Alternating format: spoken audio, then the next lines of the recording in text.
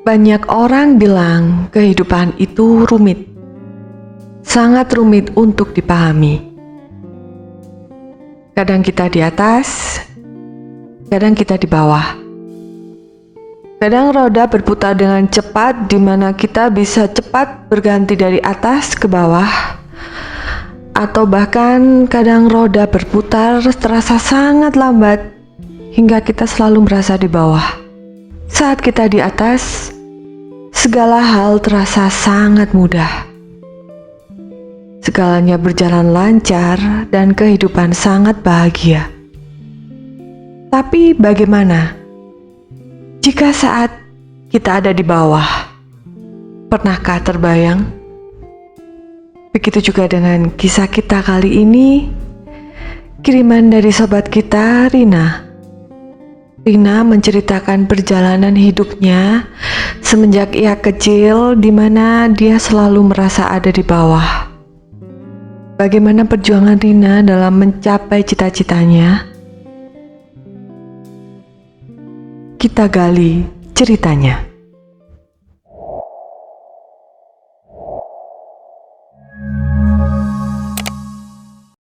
Noldia, untuk nama dan karakter, demi kenyamanan sobat semua, sudah kita samarkan.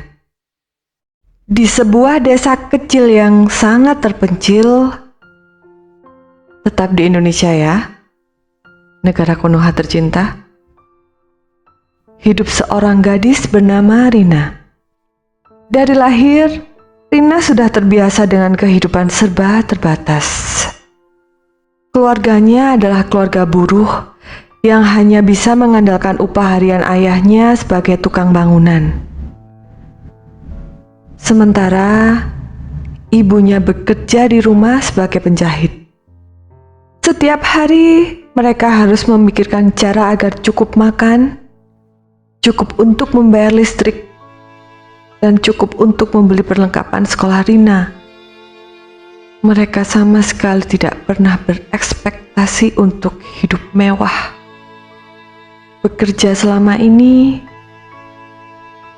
ditujukan hanya untuk menyambung hidup.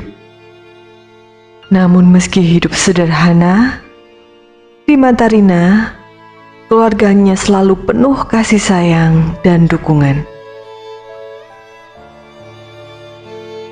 Sejak kecil Rina mempunyai mimpi besar. Ia ingin menjadi dokter. Bukan hanya untuk dirinya sendiri, tetapi untuk menolong orang-orang di desanya yang tak mampu mendapatkan akses ke layanan kesehatan. Cita-citanya ini seringkali ditertawakan oleh teman-temannya. "Dokter, kamu pikir mimpi seperti itu bisa dicapai oleh orang miskin seperti kita?" kata mereka. Namun Rina tak pernah menyerah. Meski setiap hari ia mendengar keraguan dari orang-orang di sekitarnya, di dalam hatinya ia yakin bahwa ia mampu. Ketika Rina memasuki usia remaja, keluarganya dihadapkan pada ujian besar. Ibunya mulai sering sakit, hingga suatu hari dokter mengatakan bahwa ibunya menderita gagal ginjal dan harus menjalani cuci darah rutin. Pengobatan yang mahal membuat keluarganya kewalahan. Ayah Rina bekerja lebih keras, mengambil pekerjaan tambahan sebagai penjaga malam di sebuah pabrik. Namun pendapatan mereka tetap tak cukup untuk menutupi biaya pengobatan ibunya.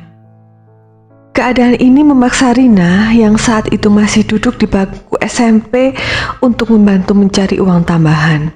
Setiap hari setelah pulang sekolah, Rina bekerja di sebuah warung makan di desa sebagai pencuci piring. Dia bekerja hingga larut malam. Terkadang membuatnya terlalu lelah untuk mengerjakan tugas-tugas sekolah. Teman-temannya mulai melihat perubahan pada Rina. Gadis yang dulu selalu ceria, kini tampak lebih pendiam dan lelah. Rina sering duduk di belakang kelas, tertidur di atas buku pelajaran, karena kurang tidur. Meski begitu, ia tetap berusaha sekuat tenaga untuk tetap berprestasi di sekolah. Baginya, pendidikan adalah satu-satunya jalan keluar dari kemiskinan yang ia alami. Setiap kali merasa lelah dan ingin menyerah, Rina mengingat senyum ibunya. Karena meski ibunya sakit, dia selalu memberi dukungan tanpa henti. Nak, kamu pasti bisa. Kamu harus bisa. Jangan biarkan hidup kita yang sulit ini menghentikan langkahmu, ucap ibunya di setiap kesempatan. Namun, di tahun terakhir SMP, cobaan kembali datang. Ayah Rina mengalami kecelakaan di tempat kerja. Sebuah alat berat jatuh dan menghantam kakinya, membuatnya tidak bisa bekerja selama berbulan-bulan. Keluarga mereka benar-benar berada di titik nadir. Penghasilan dari warung tempat Rina bekerja tidaklah cukup untuk menutupi biaya hidup sehari-hari, apalagi membayar pengobatan ibunya. Rina mulai mempertimbangkan untuk berhenti sekolah. Ia merasa perlu membantu keluarganya lebih banyak lagi. Bekerja paruh waktu tidaklah cukup. Maka ia berpikir untuk bekerja penuh waktu agar mereka bisa bertahan. Di saat yang sama, hatinya terus memberontak. Mimpi menjadi dokter yang selama ini ia jaga dengan begitu hati-hati mulai terasa semakin jauh. Ia merasa seperti berada di persimpangan jalan. Berhenti dan membantu keluarganya sekarang, atau terus melangkah dengan resiko meninggalkan keluarganya dalam kesulitan. Setiap malam Rina menangis. Menangis dalam diam di kamarnya. Pikirannya dipenuhi rasa bersalah. Apakah ia terlalu egois dengan terus berusaha mengejar pendidikan? Apakah benar ia harus menyerah pada impiannya demi membantu keluarga? Di titik ini, Rina hampir menyerah. Ia sudah ingin melepaskan segala impiannya dan segala cita-citanya. Tapi pertemuan secara tidak sengaja dengan teman masa kecilnya merubah segalanya.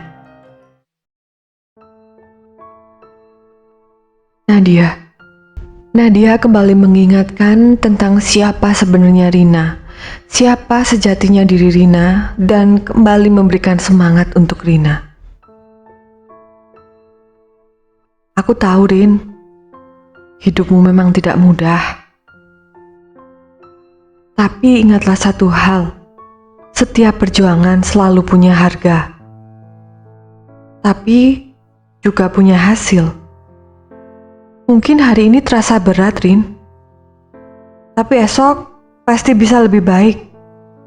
Asalkan kamu tak pernah menyerah.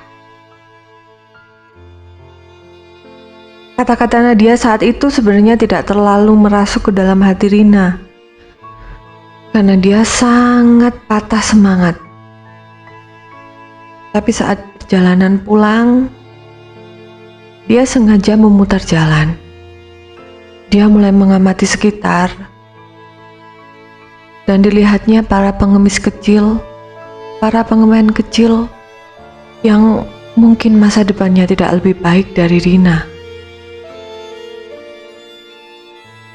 Di saat itu dia mulai bersyukur. Dan saat itu pula, semua perkataan Nadia mulai merasuk ke dalam kalbunya. Kata-kata itu menempel di benak Rina.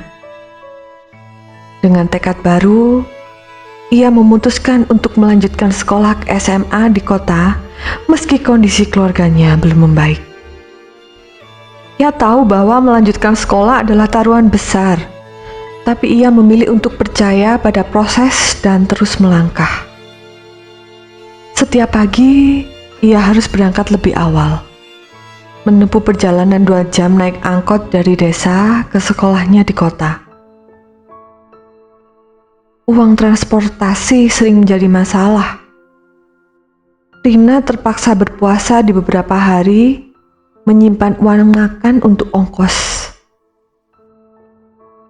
Tapi semua itu ia jalani dengan sabar. Di SMA, Rina menghadapi tantangan baru. Sekolah di kota ternyata jauh lebih kompetitif daripada di desanya.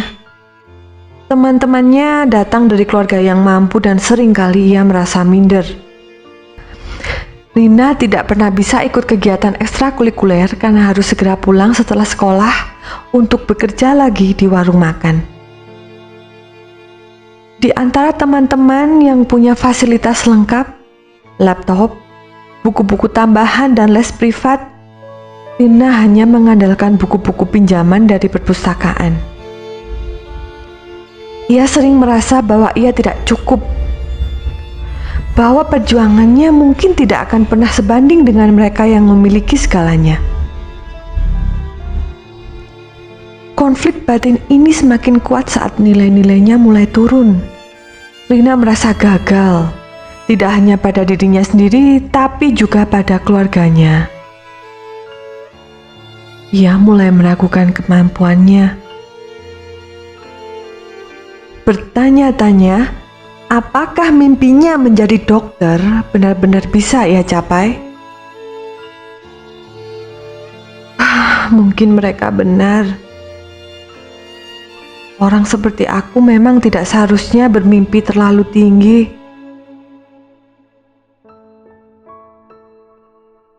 Bersyukurnya, di tengah keputusasaan itu muncul sebuah kesempatan. Sekolah mengadakan kompetisi esai dengan tema perjuangan dalam hidup. Tanpa ragu, Rina menuliskan kisah hidupnya sendiri tentang perjuangannya membagi waktu antara sekolah, pekerjaan, dan merawat keluarganya. Ia menulis dengan jujur, menceritakan rasa sakit, rasa lelah, dan ketidakpastian yang selalu menghantui setiap langkahnya.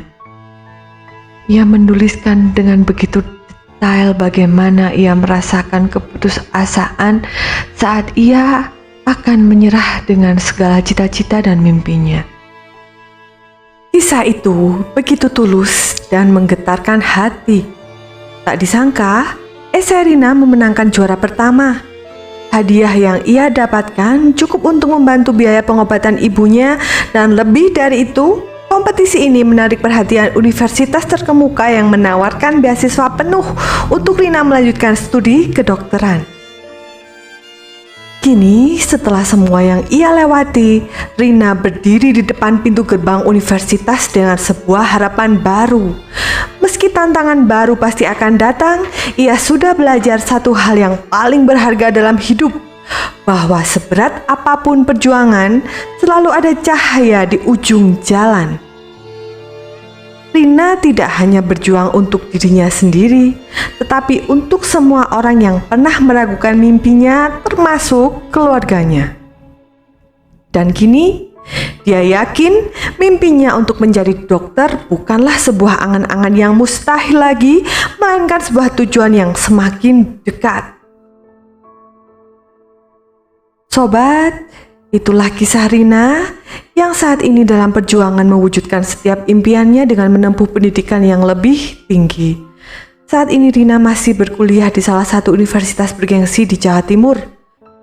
Jangan menyerah, Rina. Segala sesuatu memang butuh proses. Tetap sabar menjalaninya, karena selalu ada harapan di tiap langkah dan selalu ada hasil dari hal yang dilakukan. Doa yang baik untuk kamu, Rina. Hal yang disemogakan segera terwujud. Amin. Sobat, jika kalian ingin berbagi kisah, bisa langsung mengirimkan cerita kalian ke alamat email yang sudah kami sertakan ya. Setiap cerita yang dikirimkan akan kami samarkan nama dan lokasinya, kecuali sesuai persetujuan pengirim yang asli. Dan untuk kisahnya sendiri, akan kami sajikan menjadi sebuah alur cerita. Thank you telah menyimak cerita ini dari awal sampai akhir. Thank you untuk like dan subscribe-nya. Jangan lupa untuk tinggalkan komen agar channel ini lebih berkembang lagi ke depannya. Jaga diri, sehat selalu, and see you next time. Bye!